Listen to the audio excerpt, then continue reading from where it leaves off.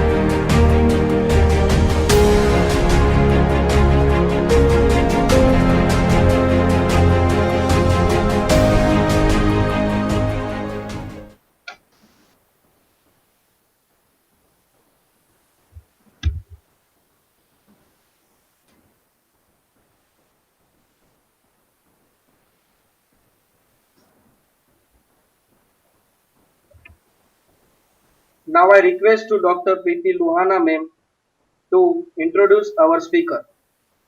Ma'am. Good morning to one and all present here.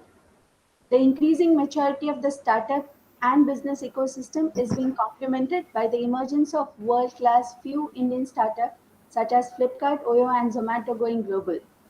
These developments are indicative of the massive growth potential of the Indian entrepreneurial ecosystem, which is expected to be home to 1 lakh startups and 100 unicorns by 2025. For instance, they even show innovation driven across industries as well as interesting shifts within the startup ecosystem. Newer domains such as electric vehicles, biotech, agri-tech, human resource tech, retail tech are all invested interest in coming years. Companies are increasingly revamping their business infrastructure by integrating advanced technology. To motivate the business, the Indian government is also working in this direction by initiatives like Startup India and Make in India, which is fostering entrepreneurship. SIMCOM, in line with the same, is organizing a webinar series from 11 to 13 June 2020. SIMCOM, a constituent college of CVM University, offers BBA, BBITM, BCA, and BCom courses at undergraduate level and Master of E-commerce at postgraduate level. SEMCOM is NAC accredited twice with A grade, 6 times University Youth Festival Championship is evidence of SEMCOM's vibrant learning environment. Today's session is based on the theme How to Sharpen Your Business Insight. It is indeed a pleasure to introduce you to our eminent speaker for today's session, that's Mr. Arnab Chakrabortty, an investment banker turned social entrepreneur.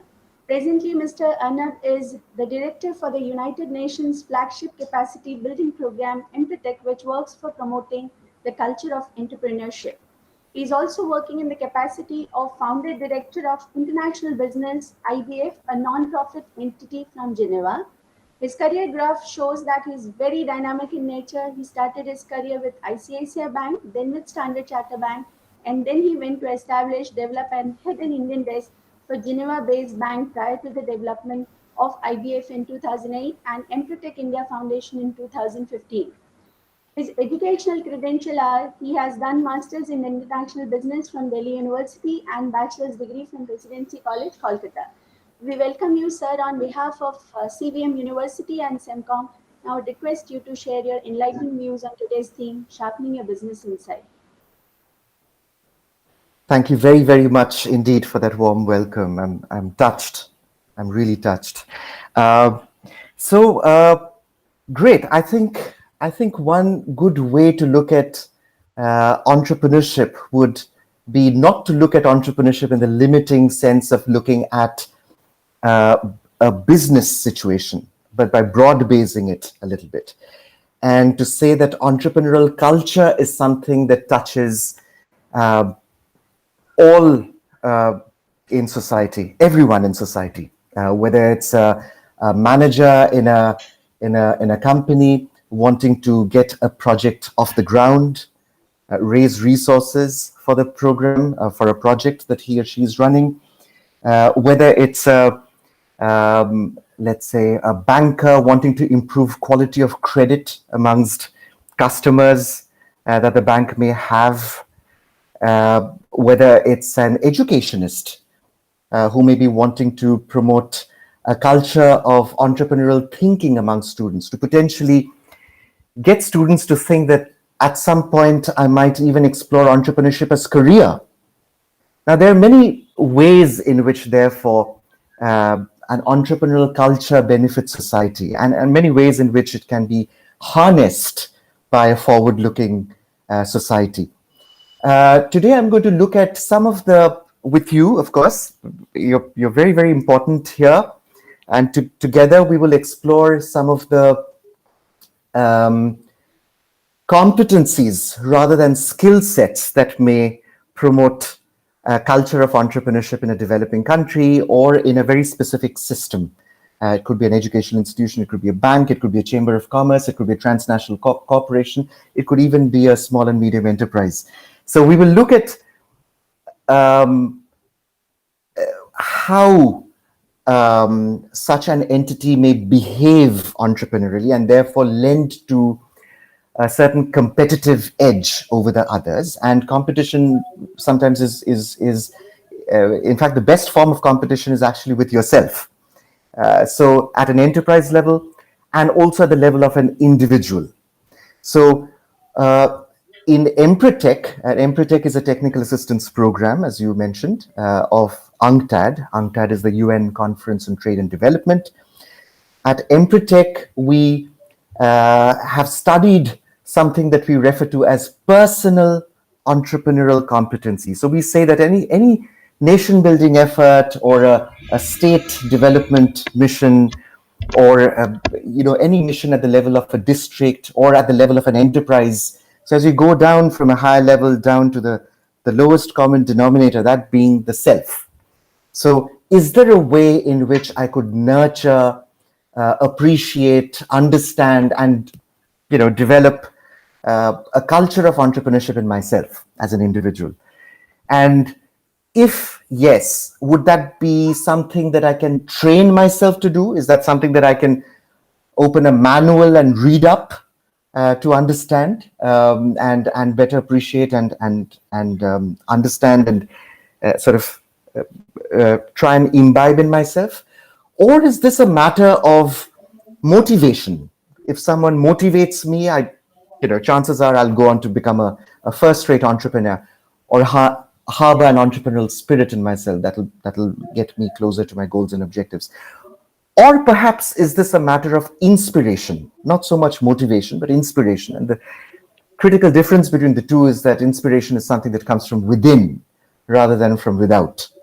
So motivation is something that requires an external agent, but inspiration is something that doesn't necessarily require an external agent. It's possible that you could be inspired, one could be inspired by something one sees, but that object may not necessarily be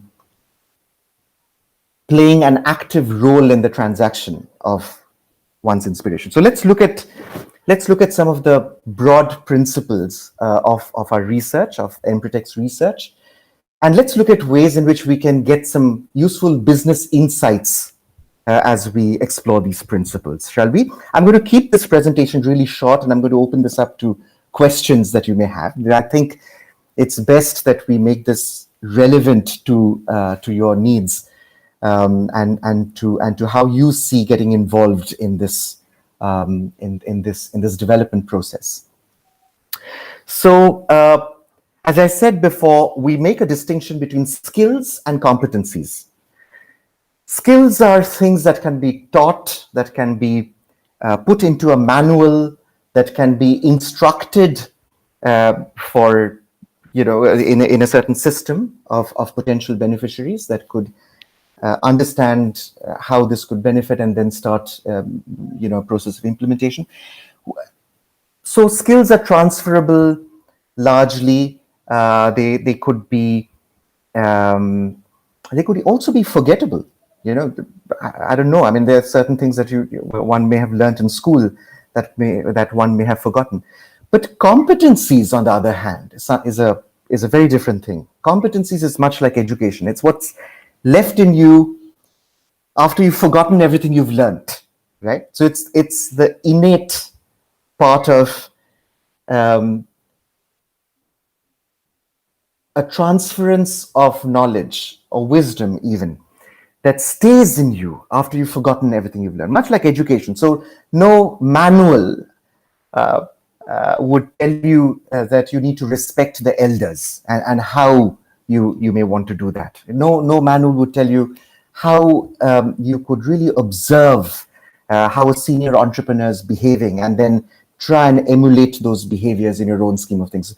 No manual is ever going to give you a step-by-step guide to go on to become or to develop entrepreneurial competencies. But skills, yes. How to write a business plan, yes, that could possibly be put into a manual. So we will look at things that cannot be put into a manual. We will look at things that cannot really be taught through instruction. We'll look at some of these ideas around what is it that makes an entrepreneur work. And if you look at drawing a correlationship between business success or business outcomes, positive business outcome, and input that goes into making that outcome possible, you'd see that it's not so much about the skills. It's really not so much about skills that can be, as I said, taught or acquired in a batch processing or in a coaching format. But this is a matter of competencies, and competencies are largely behaviors. And if you look at how good entrepreneurs behave, you would see some features of behavior that are common across entrepreneurs, irrespective of what they're doing, irrespective of the industry they come from, irrespective of their seniority as an entrepreneur, if they've been in business for 3 years or 10 years or 50 years, it doesn't really matter. Good entrepreneurs, therefore, behave in a certain way. And we've also seen that not so good entrepreneurs, pardon me, but there are entrepreneurs that do make an attempt, but somehow they may not be able to get to where they want to get.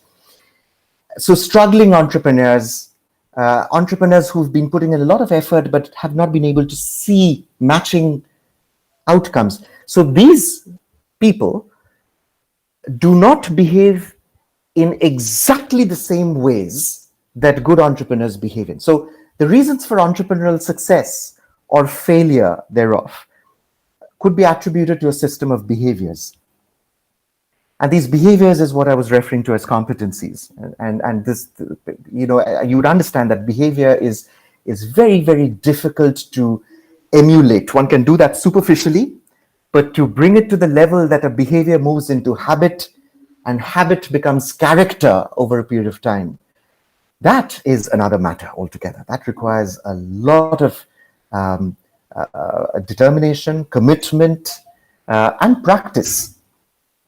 Okay, so we'll be looking at some of these dimensions, if that's okay, and I'm going to open up to questions as you see this. My request to you is try and as I'm taking you through some of these behaviors that the United Nations has seen work for good entrepreneurs and not or stand in the way of entrepreneurial progress because these were not being demonstrated. I'd like you to reflect on these behaviors in your own entrepreneurial journey. All right. So look at it as building or setting up a house. Okay. What do you do when you build a house? When you, let's say you set up, you construct a dream house, what's the first thing that you do? You look at developing a foundation for the house, right? So you look at digging deep, of course, identifying the land and all of that where you'll set up your dream house. But if you want a 5-storied structure, what you'd need to do is possibly dig down 2 stories or 2.5 stories. So it's this digging deep into one's business idea before one goes for an opportunity or tries to realize an opportunity that forms part of what we call a planning cluster of behaviors. So you plan to set up your structure, to set up your enterprise. And this planning it could be broken into 3 areas, and I'll give you just the top view. So you have goal setting, which is to understand where is it and what is it that you're looking at. These goals have to really be meaningful and relevant and be the reason why you're doing this. So that's goal setting for you. And then information seeking. One needs to be curious. One needs to really be a sponge. One needs to look for information that's relevant to the program or to the project that one's seeking to build. And then systematic planning and monitoring. So when one sets one's goal, what happens is we tend to forget that a goal has been set, and a memory can play tricks. So in a year, I'm going to be able to achieve something, and the next day you also say, in a year, I'm going to be achieving something. The third day, in a year. So much like New Year's resolutions, the goalpost keeps shifting with you as you move along. So to be able to set the goal in the right place, what one needs to do is to be able to plan and monitor. And good entrepreneurs, the moment they set up a goal, they set up planning and monitoring mechanisms that cannot fool them in any way, to believe that the goal is moving along with them. So that's planning and monitoring. So information seeking, planning and monitoring, setting goals in the first place, those are very, very important to the foundational aspect of promoting an entrepreneurial culture, whether it's in you, whether it's in your institution. So let's call that the foundational behaviors. Of course, this is broken into a system of 9 behaviors, which I'm not going to get into, 3 per entrepreneurial competency. I'm not getting into that detail. So that done, once you've got the foundation, then you set up the structure of the house. Okay, you set up the piling, the aspects of the house that are visible from the outside. Okay, the construction itself, and that is something that we would like to call achievement system or achievement cluster of behaviors, and this really is to do with looking out for opportunities. Now, good entrepreneurs constantly are looking out to expand their horizon. If my business is limited to what I can see, I'm not happy with that. I'm constantly looking to push the envelope as an entrepreneur. I'm also looking for unusual opportunities that come my way. So this is to do with opportunity seeking. I'm also going to be very careful that I'm preserve, but you don't gamble. So that's calculated risk taking. And this again is beautifully broken into three systems or three behavioral elements. The first is to be able to measure the risk appropriately. Again, measurement is a very, very important aspect, and our minds play tricks that get in the way of quality measurement.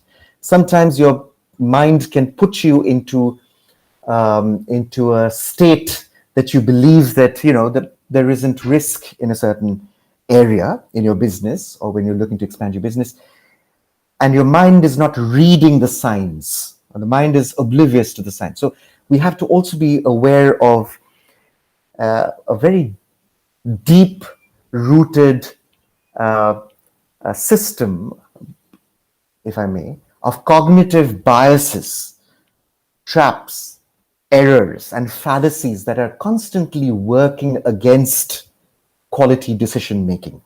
And this is nothing to do with you and me. It's to do with evolutionary psych. It's to do with evolution. Blame it on evolution if you have to.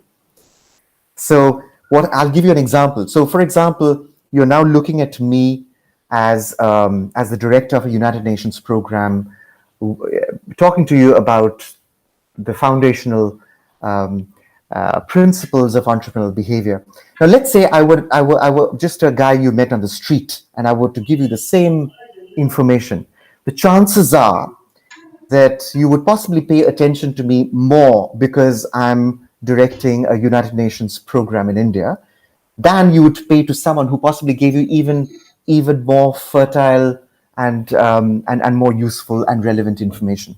But just because he happens to be a person you met on the street, you're not going to be paying as much attention. So that's something that we'd call the halo effect, for example. And there are tons of these cognitive biases and errors. So I'd request you to please look up cognitive biases. You can just Google. Today you can Google anything you want, and you look up a Nobel winning laureate called Daniel Kahneman, who's written a lot and whose life's work has been in understanding things that stand in the way of our risk assessment. Okay, our various cognitive biases that get in the way of your taking quality decisions. So please look him up when you can. So that's to do with calculated risk taking, another system of behaviors around it. So the first part of risk taking would be to be able to measure the risk. The second would be to be able to take steps to mitigate the risk. And the third would be able to take that risk. You don't really want to be someone who's measured the risk, analyzed potential outcome, threadbare, even taken steps to reduce it, but not ultimately take that leap. Okay, so for a good entrepreneur, we've seen that it's important to be able to have an academic bent of mind, to be scholarly in the way that you'd want to assess potential pathways. But it's also important to be able to muster enough courage and confidence to be able to move forward. And this is something I'm going to talk about again fairly soon. So the confidence piece. So that's your risk taking. Good entrepreneurs also have this habit of innovating, looking for quality all the time, looking at ways in which things can be made to work better, faster, cheaper at all times. And when you get something to work better, faster, and cheaper all at the same time, you're basically looking at innovation. What you're looking to do is to get something to get a system, an entrepreneurial system, to push boundaries. Okay, at the heart of the subject of innovation. So entrepreneurs are constantly looking to do this, even in very small ways. Entrepreneurs also believe in benchmarks of quality. When an entrepreneur studies another entrepreneur behaving in a certain way, he would possibly benchmark his behavior against. So for example, an entrepreneur would say, okay, I've got an anger management problem. I get angry very often, but I see this guy, Subodh, whenever Subodh talks to a customer and the top customer doesn't really treat him very well, he doesn't really get angry. I've seen him behave very differently when he's stressed. Now, that's something that you would want to emulate. Good entrepreneurs emulate quality behaviors. Okay, so that's another aspect of demand for quality and efficiency. And entrepreneurs are constantly looking to develop systems, processes, and work on their own habits.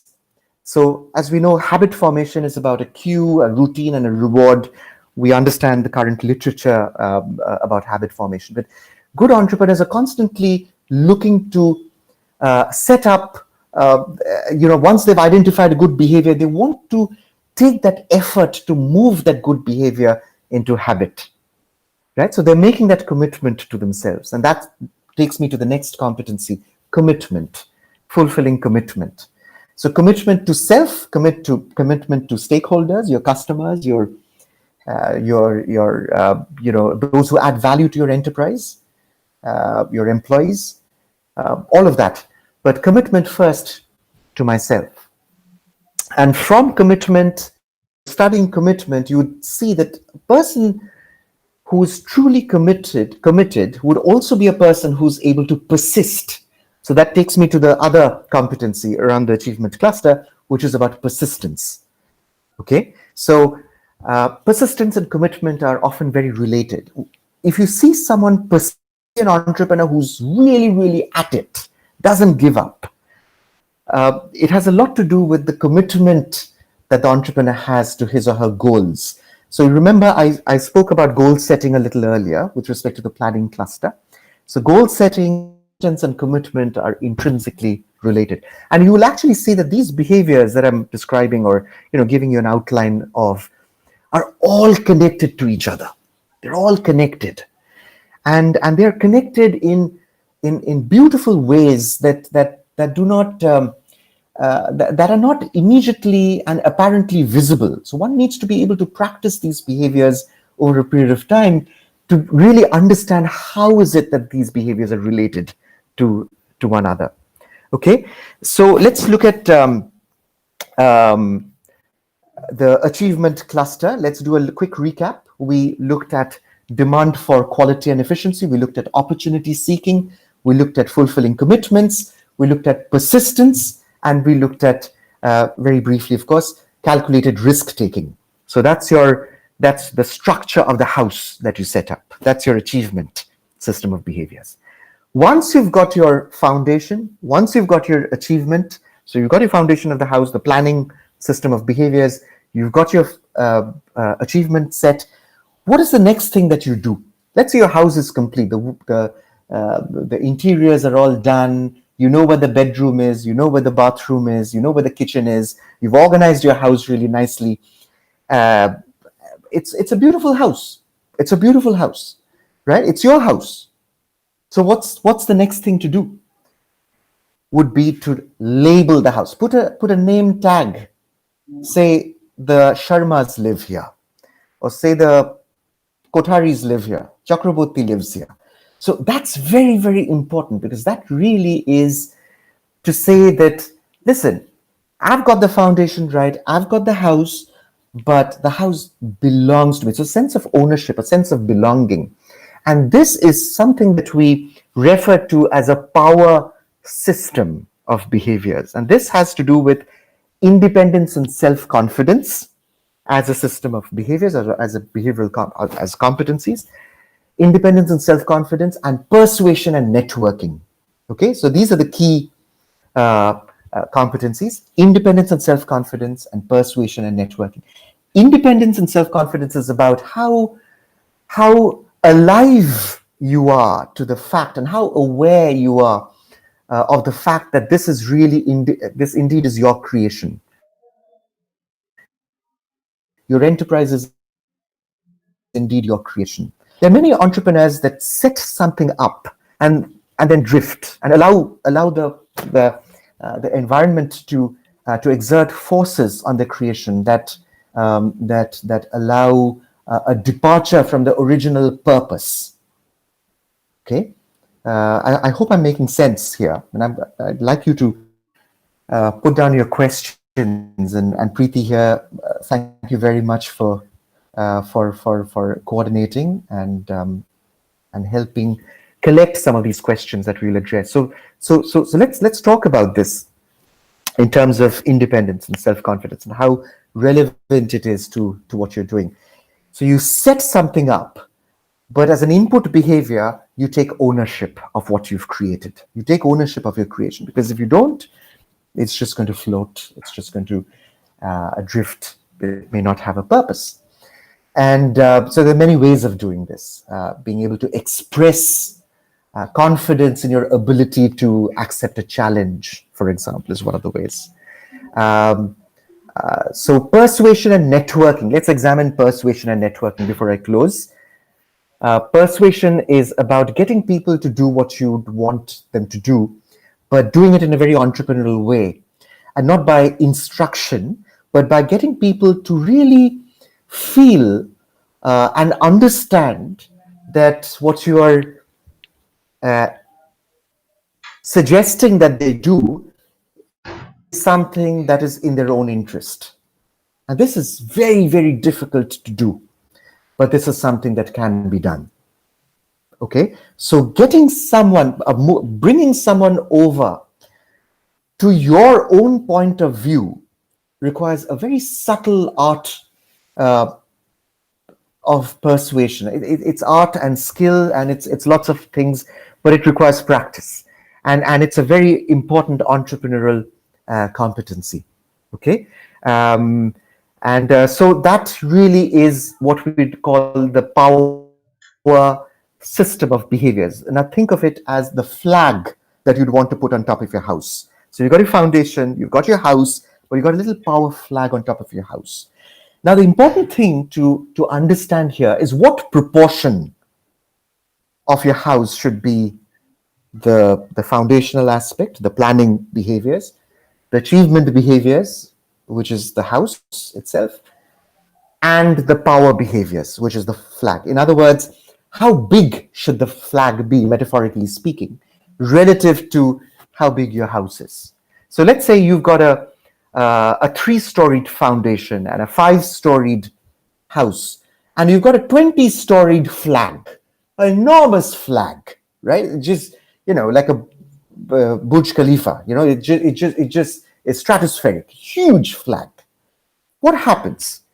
There's a little bit of a gust of wind, and the flag catches all of it, and all of your house gets uprooted, right? So it's very important to have a sense of balance in the way we are developing these behaviors. And, Empretec really is about practice. Empretec isn't so much about instruction. We follow Aristotle's wisdom when he said that what I hear, what I see, I know. What I hear, I understand, but what I do, I learn. What I do, I learn. So to become a good entrepreneur, not necessarily, as I said, an entrepreneur is not necessarily a businessman. You can be a teacher and an entrepreneur at the same time, right? You can be an entrepreneurial business person, but you could also be an entrepreneurial truck driver. You could do things entrepreneurially. So to do that, one needs to really listen to oneself. One needs to be emotionally aware of who one is, and be very honest about what one sees in the mirror, and constantly look for feedback, look for information that is given through one's interaction with the universe. And it's not just about seeking expert advice, and an expert can be anyone. An expert could be your window cleaner, for example, in your establishment. An expert could be anyone who chooses to stop for a moment and talk to you and tell you what he or she thinks about you. That's an expert. Okay, someone who's giving you his or her valued opinion.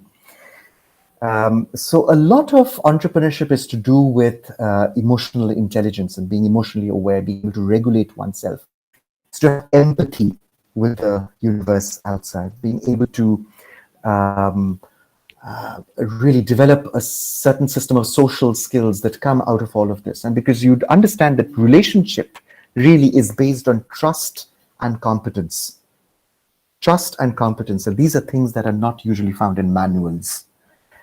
So thank you very, very much. Preeti, I'll pass it back to you. In the event anyone has any question, I'll be very happy to take them or address them jointly with you and see where we go. Thank you very much.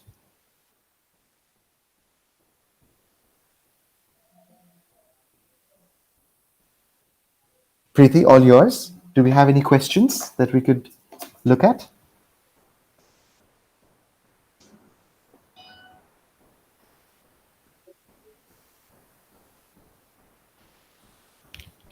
So, while we're waiting for questions, I just thought I'd tell you, I'm going to present a couple of screens here.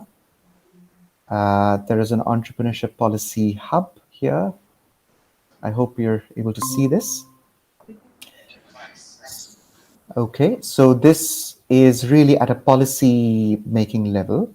And so policymakers could look at ways in which you could use a toolkit, which would help you in developing an entrepreneurial policy and entrepreneurial strategy. A quick introductory course. This is free. It's available on the UN website. So that's one. The other screen I wanted to show you, the other document really, is Empretec. Okay, so you have Empretec.net.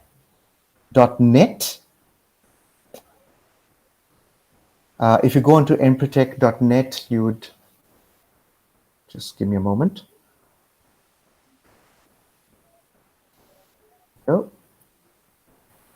So this is the website. You would see the methodology here. The methodology actually is a summation of the presentation that I've just made. I've given you these competencies. They're all listed here. You don't really have to come to a workshop to be able to, get a listing of these competencies. They're freely available on the website. And there are many videos. If you look up YouTube, you get a lot of videos. I'm not taking into detail. You also will see a business linkages program, which is really about our work around access to markets, technology, and finance. So we help entrepreneurs in connecting to a system of curated business development services that help them in taking their business to the next level. We also work very closely on youth entrepreneurship. So there is a policy guide that we have on youth entrepreneurship. You could take a look at the policy guide, and there is a good amount of there's a fairly good amount of background information you will have in this document. Okay, on youth entrepreneurship. So we run a program around youth entrepreneurship, especially with respect to making jobs, or entrepreneurship as career, offering entrepreneurship as career to young people. So this is something that you might want to take a look at. I'm just going to turn to Preeti. Do we have any questions that we can take at this time? Sir, yes, sir. Yes, please. Sir, you have really enlightened us with your thoughts on developing personal competencies, developing habit formation and commitment. And I'm sure it's going to be the great learning for our students, alumni, and all those who are into their initial phase of startups and business. We have few questions from the viewers. The first question is, how is entrepreneurial thinking relevant to education system from teaching? Okay. All right. So I think this is a document that will tell you more. I'm just going to give you just a few insights. There's a policy guide on youth entrepreneurship. I just referred to the website a little earlier. Do you see the screen, Preeti? You see the screen? Yes, sir. Okay. So there is a good amount of information here around entrepreneurial policy and entrepreneurial policy framework. And with respect to teachers, I think one of the things I wanted to draw your attention to is When you're talking about mainstreaming entrepreneurial awareness from primary school level and supporting entrepreneurial courses, programs, and chairs at higher education institutions and universities, teachers have a very, very important role to play. So promoting entrepreneurship educators networks, introducing a strengthening youth-oriented and youth-friendly business development services, mainstreaming, of course, leading to mainstreaming entrepreneurship awareness from the primary school level. So across levels of education, there's a good amount of work that teachers can do to promote entrepreneurship to young people. Of course, there is a good amount of work that SEMCOM has been doing with respect to technology incubation. I believe you have a sister organization called Sprary, where there's a technology incubator. Yes, sir. R&D labs, cluster development activities, right? So there is a good amount of information here that you can refer to, and you can always get back to SEMCOM if you want to know exactly how you could participate in the Empretec process. So at a very broad level, the job of a teacher, when a teacher really wants to ignite entrepreneurial spirit in an entrepreneur, in a aspiring entrepreneur, the first thing to do would be to identify people, young students with a fire in the belly. So identification is extremely important. The teacher needs to understand that not everyone who's studying can go on to become a successful entrepreneur. So it's important to be able to identify people who have entrepreneurial competencies, who are naturally demonstrating some of these competencies. So that's one, identification. Two is the teacher could play a role in connecting the student to a system of practicing entrepreneurs. And Empretec can actually play a role here. Empretec has a youth entrepreneurship program that it's recently launched with a few universities. We're also looking to work with CVM in the event SEMCOM is interested and other sister institutions are interested. Where we could connect these young aspiring entrepreneurs to people who have gone through the Empretec process and who could potentially almost like a Gurukul system mentor and coach these young aspiring entrepreneurs as they move along, right? Because it really is not about adopting a business idea. It's more about practicing the right business behaviors.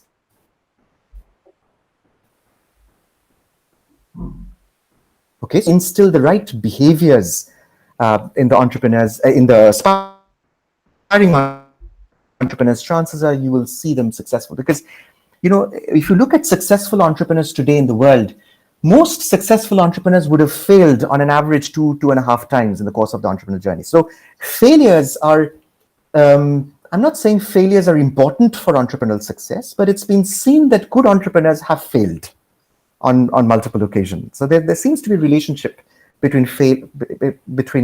And I'm drawing you back to this idea of persistence. So persistence as a competency is not necessarily about hitting your head on a wall that will not budge. It's also about stepping back and finding, I think, that are key. So that's a second stage where an aspiring entrepreneur, teacher could promote an aspiring entrepreneur out to the real world to work on a live project that an entrepreneur's is doing. And thirdly, after all of this, of course, the certification and all that for motivation can be given to the aspiring entrepreneur, and Empretec can play a role here. We could together, co-brand and co-certify and co-develop a program. But after this is when, out of, let's say, 100 people, 100 young aspiring entrepreneurs take this program, there'd be about 5 or 6 or 7 who are truly interested to go on to become an entrepreneur. And these are entrepreneurs, these are aspiring entrepreneurs that need to be incubated. So I'm saying that instead of putting your resources and effort and time and commitment and all of that on a very large system of entrepreneurs, aspiring entrepreneurs and people who think they can go on to become entrepreneurs, it's best that you give them a little bit of let's say, an experience of what it is to go on to become an entrepreneur, to work with a real entrepreneur, for a internship, for example, a consulting internship, where a student is actually solving a problem or working on an opportunity with a live entrepreneur. Not something that you would find out of a textbook, and not something that is a fairly structured and very well documented work plan around an internship. This needs to really be a live project. And when one has done this, one can then get deeper insights into what one can do to become an. So that's how a teacher can truly become a center of excellence with respect to promoting a culture of entrepreneurship in the educational institution, with respect to promoting entrepreneurship as career amongst young people. The other aspect, and this is important, is that how does a teacher do this? How does a teacher get, become a subject of inspiration? Again, that has to do with, to my mind, practice. To bring in a culture of coaching within the organization. A coach doesn't really give answers. A coach is the one who asks the right questions. So when a student asks a teacher a question, the right way to address a question, to promote a culture of entrepreneurship, would be to answer the question with a question. Okay, so there are ways in which this can be done. So the teacher really needs to also learn more about these habits and how these entrepreneurial habits could become character over a period of time. I've seen very, very motivated and entrepreneurial teachers who believe that entrepreneurship is a subject matter of inspiration rather than motivation. And this really is what it should be like. You really gain very little out of motivation. You get a lot more out of investment in inspiration. You're investing in motivation, it's short-lived, you take out the stimulus and all motivation is lost. But if you invest in inspiration, it's a very different thing. And a teacher truly is inspiring if, let's say, many years down the road, when you've taken up a business, you've opened let's say you're practicing somewhere, you look back and say you've had 100 teachers who've shaped your life. But these 2 teachers really inspired me. Okay, so the teachers need to get themselves to a place where they're the subject matters of inspiration rather than motivation. Preeti?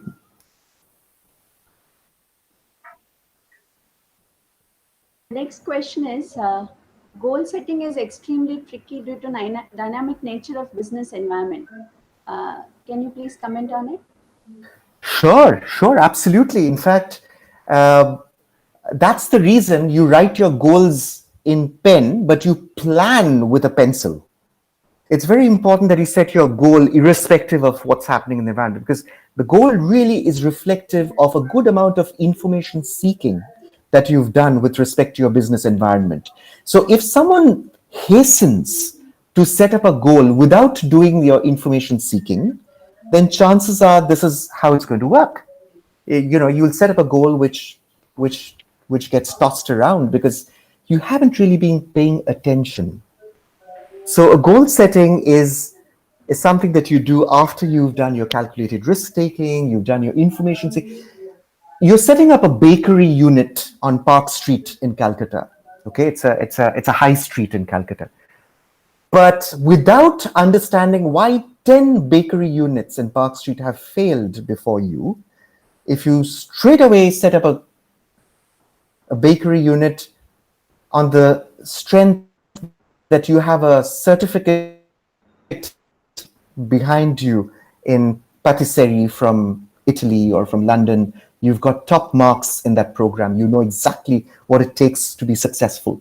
So without understanding why is it that these 10 chaps have failed before you, if you were to set up a goal, chances are it's going to be tossed around and you'll have very little control.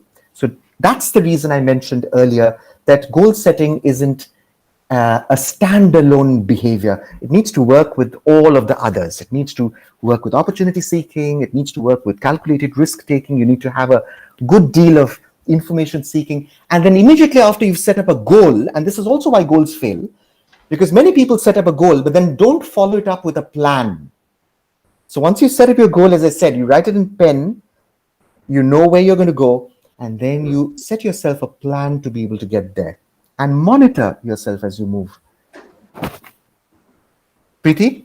Yeah, very Easier well. said than done, huh? Easier said than done. You know, I'm not an oracle here, and many people will fail despite, you know, doing exactly what Empretec would possibly advise them to do. So Empretec, in many ways, as I said, very importantly, is not an instructional program. So we say that this is what has worked for entrepreneurs.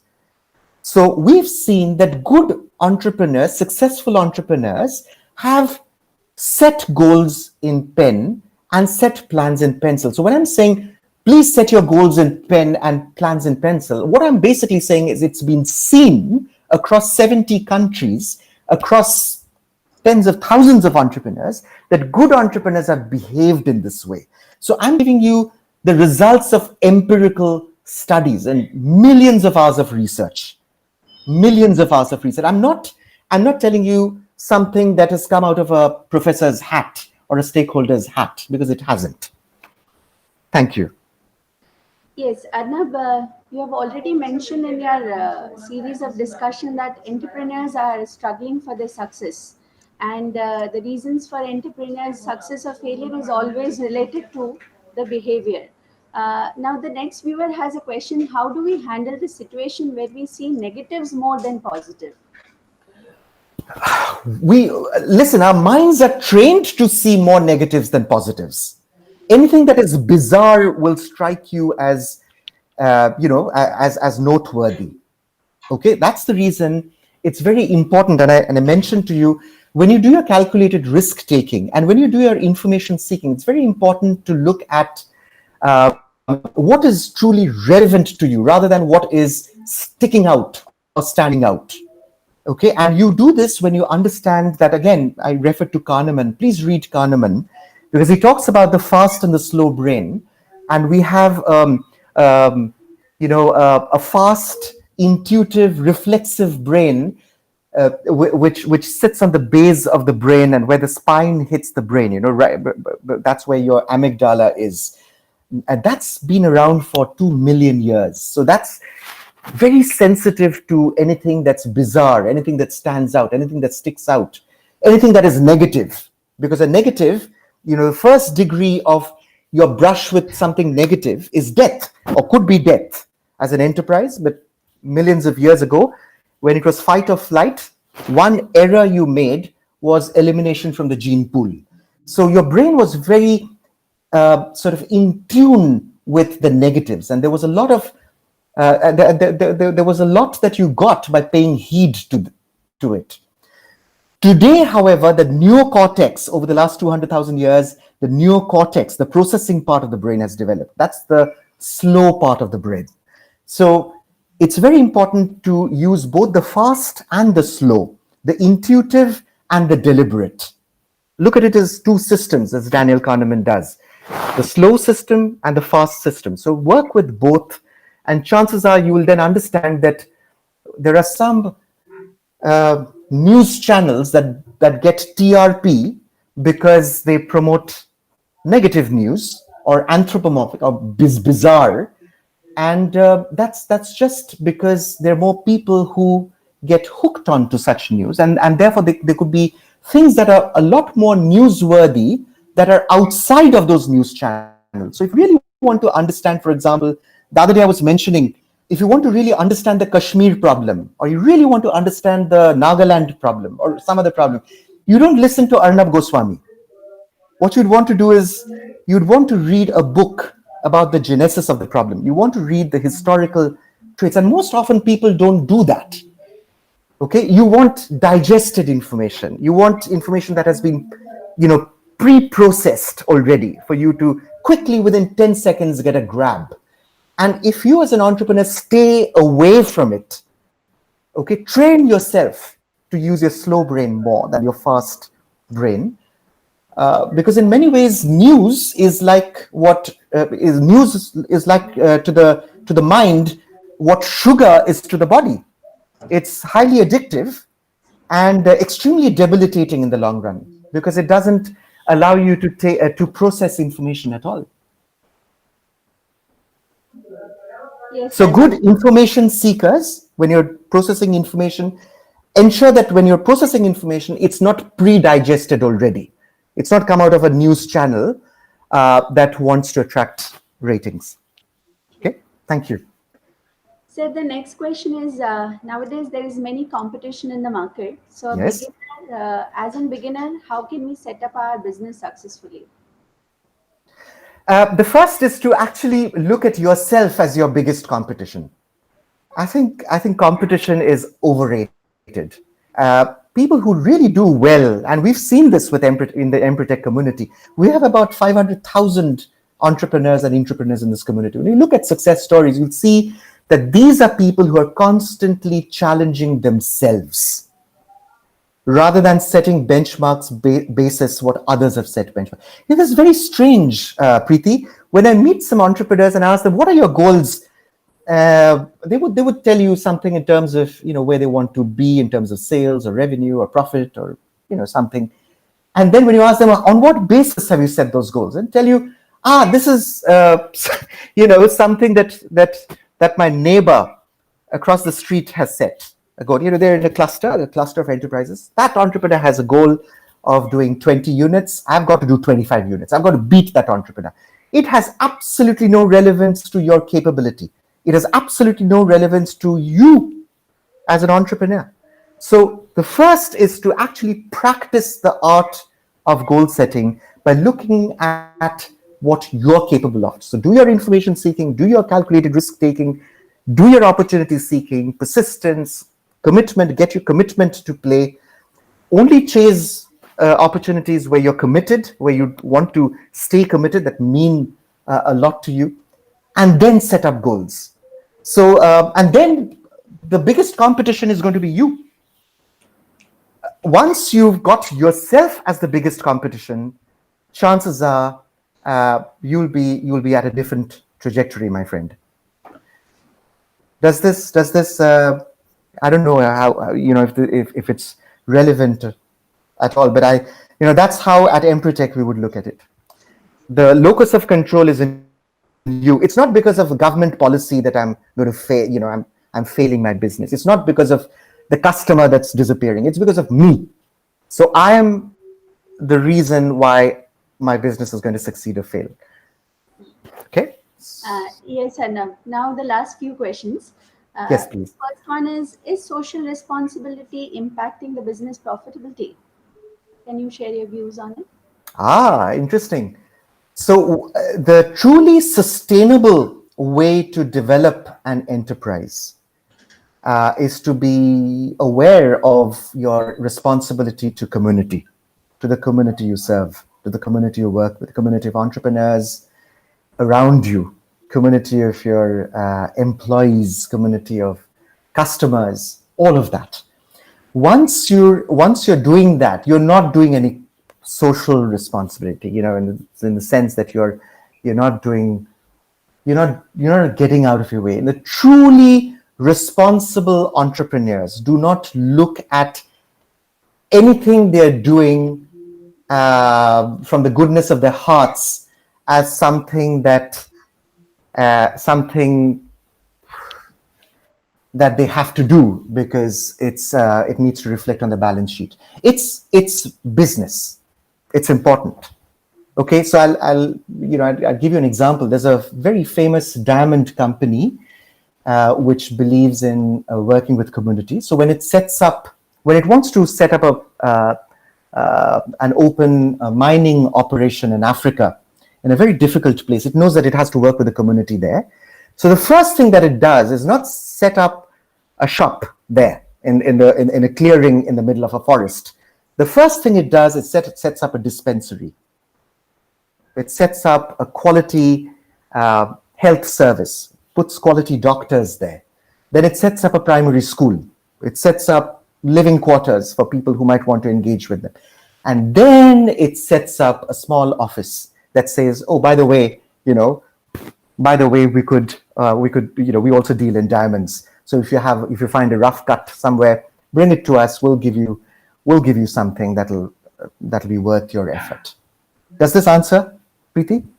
Yes, Yes. sir. Yeah. So two sides of the same coin, business and CSR. Don't look at them separately. In fact, I'm sorry, I'm just as an afterthought. Those who actually do genuine CSR don't look at their work as CSR. Yeah. Thank you. Yeah. Sir, one more question is for teachers, it is important to know the difference between teaching, coaching, mentoring, and advising. Wow. Okay. Yes, that's a mouthful. Yeah. Okay. So at a broad level, coaching really is about. Okay, let me start somewhere else. Okay, let me start with a spiritually gifted person that I was talking to, and there was a person who was asking this guru, "Sir, I am an agnostic. I don't believe in God. Okay, I don't believe in God. But if I don't have a God, and if you're asking me to get to God, what should I have as a goal? What really should I have as a goal? Because I don't believe in God. I'm agnostic."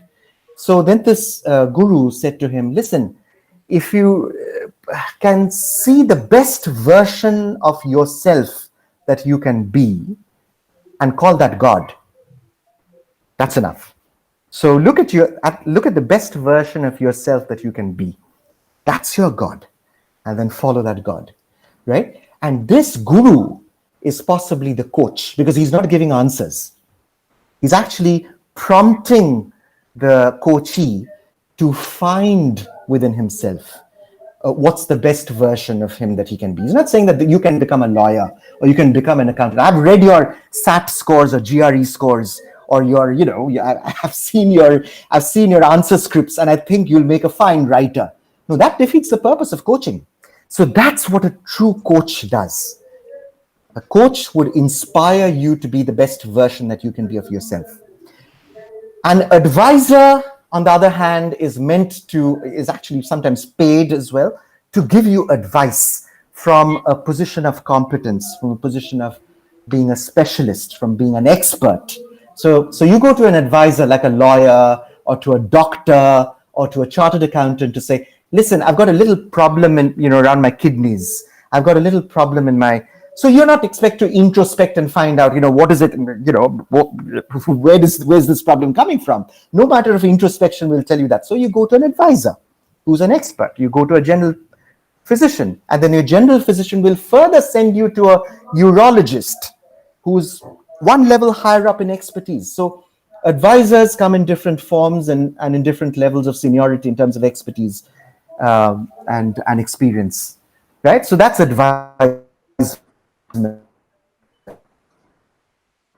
My mind is an advisor and a coach, both, but importantly, a mentor has skin in the game. Okay, so let's say you're advising me, and unless you have a skin in the game in my business, or you're coaching me, unless you have a skin in the game in my business, you're external.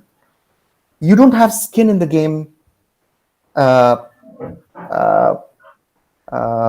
with respect to my business success. So if you are really following me, if you're following my business journey, you could be a coach or an advisor. But if you have a stake in the business outcome, that makes you a mentor. Okay, Preeti? Yes, very well said, Arnab. We have so many questions, but due to time constraint, we won't be able to take this forward. So I'll request you forward your questions on the registered WhatsApp group. We'll be forwarding to the speaker concerned. Uh, so Okay, the last part of today's session, that is extending vote of thanks. great.